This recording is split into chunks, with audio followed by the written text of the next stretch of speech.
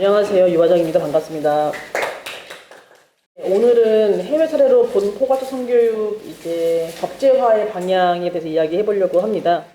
그래서 오늘 크게 이야기는 왜 지금 우리가 이 이야기를 해야 하는가, 그리고 해외는 어떻게 돌아가고 있는가, 그리고 우리가 봐야 할 특징, 권리로서의 성교육으로 봐야 하는 것, 그리고 마지막으로 우리나라 법제화의 방향에 대해서 이야기하고 마무리하는 것으로 하겠습니다. 왜 우리는 여전히 성교육을 학교 재량에 맡기고 있을까요? 이렇게 디지털 성착취, N번방, 온라인 그루밍 매해 매달 문제가 터져나가고 있는데 왜 여전히 우리는 이것을 그냥 학교 자유에 맡기고 있을까요?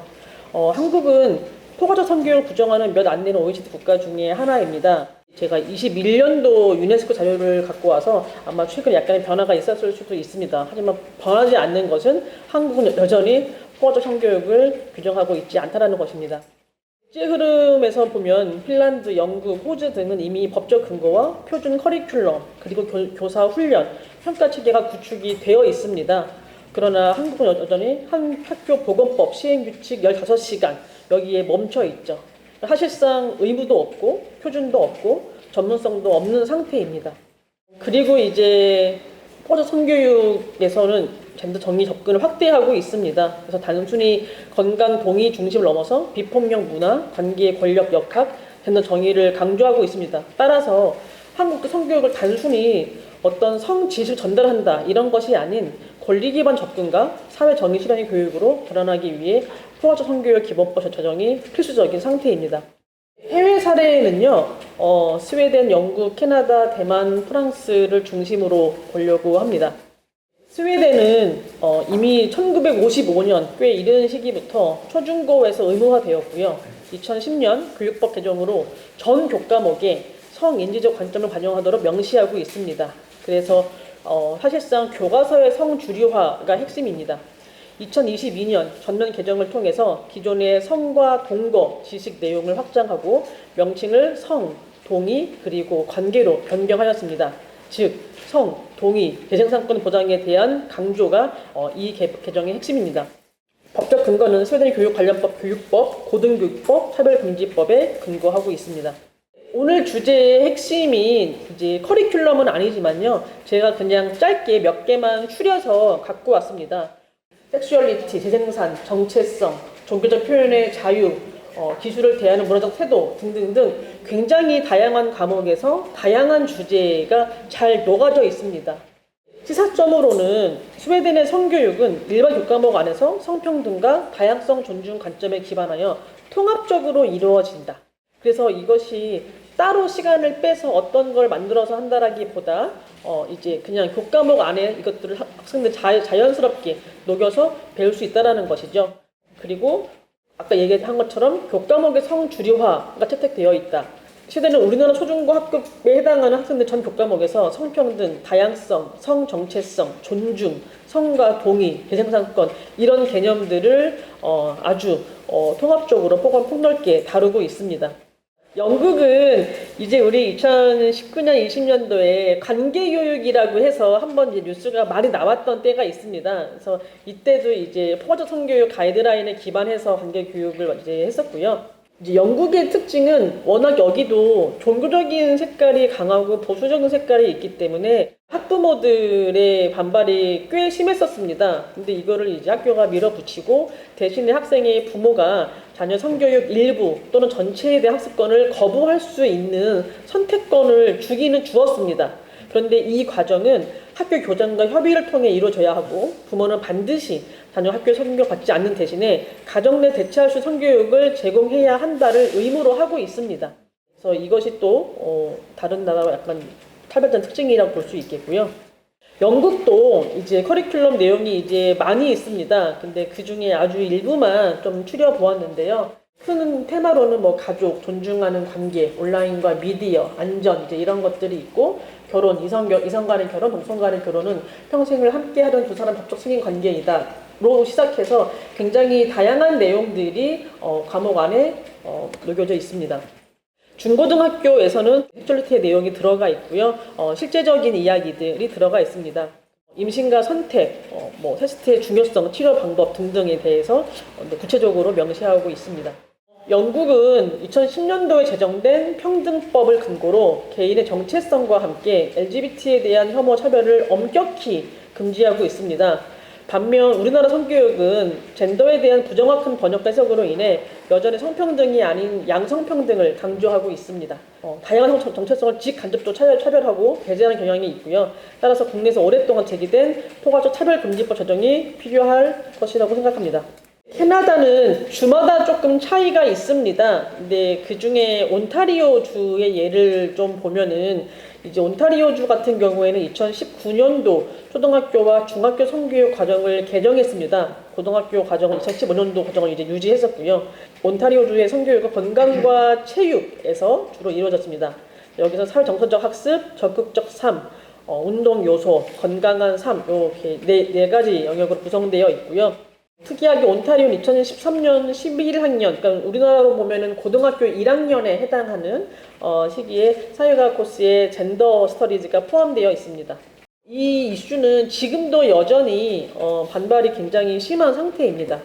캐나다 커리큘럼도 이제 아주 일부만 학년별로 갖고 와 보았습니다. 그래서 1학년 때 성기를 포함한 신체 부위의 명칭, 그리고 신체 묘사시의 긍정언어 사용을 시작으로 2학년부터 쭉 학년이 올라갈수록 조금 더 구체적이고 현실적이고 학생들한테 이제 잘 성에 대해서 이해할 수 있도록 단계별로 접근하고 있습니다. 캐나다는 국내와의 차이는 성교육을 이제 주교하게 다루는 필수 교과목으로 하고 있다는 것입니다. 캐나다 온타리오주는 건강과 체육 과목에서 초등학교 저학년부터 성과 관련된 구체적인 개념을 다루고 특히 온라인상 성적 폭력 문제와 예방의 대처를 강조하고 있습니다. 특히 성교육을 특정 교과목에서 주요 다룬 것은 학교에서 매주 성교육이 실시되는 것이라 볼 수 있고요. 국내에서 초중고에서 연간 몇 시간, 15시간 성교육 실시하는 것과는 차이가 있을 수밖에 없을 것이라 보여집니다. 네, 그리고 이제 대만입니다. 대만은 이제 아시아 국가 중에서 성평등 교육에 꽤 선진적이라고 이제 평가받고 있는 곳인데요. 2004년도 성평등 교육법 제정 이후에 5차례 제정 이후 2022년에는 총 7장 38조로 구성되어 있습니다. 그래서 사실 이제 요 성평등 교육법 제정의 배경은 아까 이제 앞선 발표에서 이야기되었던 것처럼 성소수자 혐오에 기반한 살인 사건에서 기인했습니다.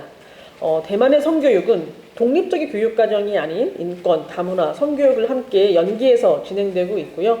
조기 성교육에 대한 필요성이 부각되면서 다양한 단체 등과 함께 진행이 되고 있습니다.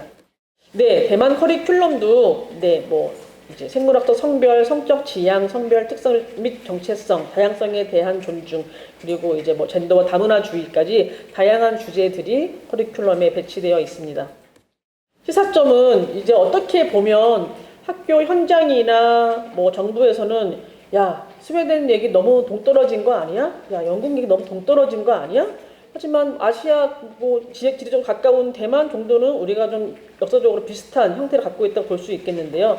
성의 보수적이고 가부장제적 문화임에도 불구하고 교육 현장에서 벌어진 성 관련 사건이 기폭이 되어 교육법이 대체적으로 변한 것은 굉장히 유의미하다고 볼 수 있습니다. 그리고 대만 교육부 역시 2021년도에 시행해서 사이버와 인터넷 성폭력에 대해서 굉장히 강조하고 있습니다. 그리고 프랑스가 최근에 아주 최근이죠. 이제 올해 초에 새로 성교육 프로그램 발표했습니다. 그래서 이게 이제 올해 2025년 9월부터, 그러니까 오늘이 5월이니까 한 4개월 뒤부터 시행될 예정인데요. 핵심은 조기 개입입니다. 유치원부터 고등학교까지 적극적으로 조기에 개입해야 한다. 이고요. 그래서 만 3세부터 성교육을 시작하는 것을 골자로 하고 있습니다. 모든 공립 사립 학교에서 의무적으로 시행되며 교사, 보건 전문가, 사회복지사 등 협력하여 교육을 진행한다고 합니다. 교육은 학제 간 접근을 통해 이루어지며 학부모와의 협력을 강조합니다. 프랑스의 커리큘럼도 이제 여기서 만 4세라고 되어 있는 거는요, 만 3세부터이지만 실질적인 교육의 내용이 이제 4세부터고 법적인 나이의 시작은 만 3세 이상입니다. 그래서 자기 신체 인식, 명칭에 대한 학습을 시작으로 성교육이 조기 개입되는 것이 굉장히 중요하다라는 것을 강조하고 있습니다. 그래서 프랑스의 사례에서 우리가 볼 수 있는 것은 1. 조기 개입의 중요성, 유아기부터 성교육을 시작함으로써 아동의 자기인식, 감정표현, 타인 존중 등의 사회적 기술을 향상시킬 수 있다. 그리고 두 번째, 이렇게 하는 이유가 무엇이냐? 성평등과 차별을 예방할 수 있다. 성에 대한 고정관념을 해소하고 성평등을 교육함으로써 성차별과 성폭력을 예방하는 데 기여할 수 있다.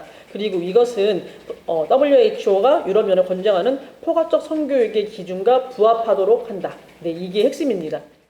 이렇게 많은 국가에서 CSE, 포괄적 성교육을 가이드라인으로 발빠르게 개정하고 변화하고 있는 반면에 우리는 여전히 성평등이냐 양성평등이냐, 성교육 시간에 어떤 교재를 쓰느냐, 어떤 내용을 담았냐, 학부모 반발이 있었냐, 이제 이런 것들이 여전히 논란이 되고 있습니다. 법정 의무형, 그다음에 정책과 제도가 있는 준의무형, 그리고 주별로 조금 차이가 있는 혼합 격차형, 다양한 국가들이 배치되어 있지만 한국은 사실상 미제도형에 가깝습니다. 그래서 법적 근거도 없고요. 교육부 고시에 의존하고 따라서 지역별 격차와 교사 간의 전문성에 따라 편차가 커질 수밖에 없습니다. 그래서 저도 이제 대학에서 학생들을 가르치면서 성교육 관련된 내용을 물어보면 기억이 나지 않을 정도로 지루했다. 별 내용이 없었다. 그런 것들을 왜 배우는지 모르겠다. 현실적으로 도움이 되지 않았다.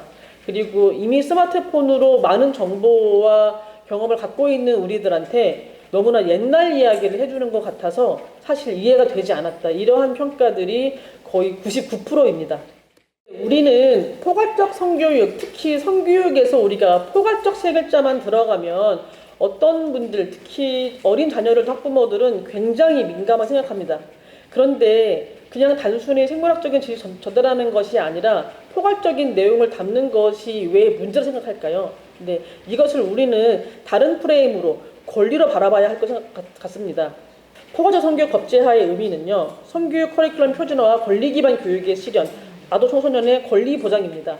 우리가 알아야 되고요. 그래서 특히 초등학교 저학년에서 디지털 성착취 문제가 발생했을 때 대부분의 가해자 남학생들이 뭐라고 이야기하냐면 몰랐어요. 그냥 노는 거였어요. 재미였어요.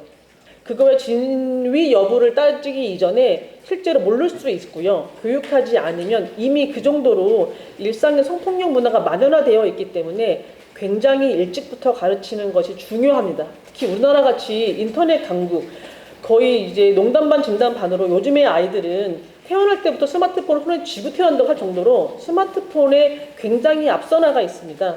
그래서 이 아이들한테 사실 포괄적 성교육은 의무가 아닌 권리입니다.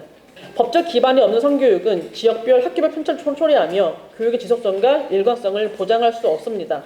핀란드, 프랑스, 대만 등 법을 통해 성교육, 공교육 내 권리 기반 교육을 정착시킨 나라들을 잘 보고 한국은 법제화를 통해 국가 교육의 최초 기준을 보장하고 아동의 성적 자기 결정권을 제도적으로 뒷받침해야 합니다. 법제화의 방향을 빠르게 정리하고 마무리하겠습니다. 첫 번째, 기본법 제정이 필요합니다. 여전히 학교보건법 연 15시간 이상이라는 모호한 규정에만 의존하고 있습니다. 그리고 이제 이러한 기본법은 성교육의 정의와 목적, 그리고 국가 차원 성교육 커리큘럼 개발, 보급, 교사 연수와 자격 요건 명시, 학부모 대상 설명 자료 제공 의무, 성소수자 포함 교육 보장 조항 등 이러한 내용들이 해외 사례를 좀 잘 참고해서 확인할 필요가 있겠고요. 두 번째, 전교과 연계형 성교육 체계 구축이 필요하다고 생각합니다. 성교육은 단순히 보건시간 한 과목 국한될 수는 없습니다. 관계와 감정, 동의, 성적 자기결정권은 국어, 사회, 윤리, 과학 등등등 다양한 교과에서 다뤄질 수 있습니다. 예를 들어 국어 수업 시간에 문화 텍스트 안에서 젠더 역할 분석, 사회 수업 내 가족제도 비판적 검토 등 이런 것들도 가능할 수 있겠고요. 따라서 단일 주제 전달이 아닌 아동의 비판적 성인지 능력 함양으로 연결될 수 있어야 합니다. 3. AI 시대 디지털 교과서 체계 성교육 통합. 이제 우리나라를 포함한 굉장히 많은 국가들이 AI 디지털 교과서를 채택하고 확대한다고 합니다. 이제 굉장히 중요한 시기라고 볼 수 있는데요. 이제부터 특히 성교육은 단순 정보 제공형 콘텐츠가 아닌 상호작용 기반 학습 설계가 필요합니다. 그래서 동의가 무엇인가, 단순히 no means no를 넘어서 yes means yes 등등의 이런 것들의 시뮬레이션, 온라인 위험 탐지 시나리오 놀이 등 이런 것들을 해볼 수 있겠고요. 교육부는 이제 이런 기준에 반드시 포괄적 성교육 가이드라인을 포함해서 교사 훈련과 평가 기준도 연계될 수 있어야 합니다. 다만 이제 이런 디지털화 되면서 학생들이 자기 학습 시간에 개인 사진이나 영상 등 업로드하는 것에 각별히 주의해야겠습니다. 네. 4. 국제 기준과의 정합성 확보, 유네스코 등 성교육을 아동의 권리로 명시하고 있으며 대한민국 역시 이런 국제 협약의 당사국입니다. 따라서 기본법은 국제 기준의 원칙과 용어를 반영해야 하며 국내 실정에 맞춘 조화로운 이 전략이 필요합니다.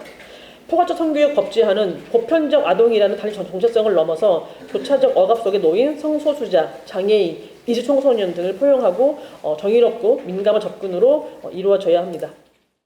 왜 지금 우리가 이렇게 중요한 자리가 만들어졌을까? 세계는 권리 기반 포괄적 성교육으로 움직이고 있습니다. 따라서 성교육은 선택이 아닌 필수, 복원이 아니라 인권의 문제입니다. 따라서 함께 가야 합니다. 교육자, 학부모, 보호자, 입법자, 청소년 함께 만드는 변화가 필요합니다. 따라서 법은 이제 시작 단계일 뿐이고요. 사회적 상상력의 확장이 필요합니다. 저는 오늘 포괄적 성교육은 아이들의 권리를 가르치는 것이다. 그리고 그것이 곧 더 나은 민주주의의 시작이라고 강조하고 싶습니다. 마치겠습니다.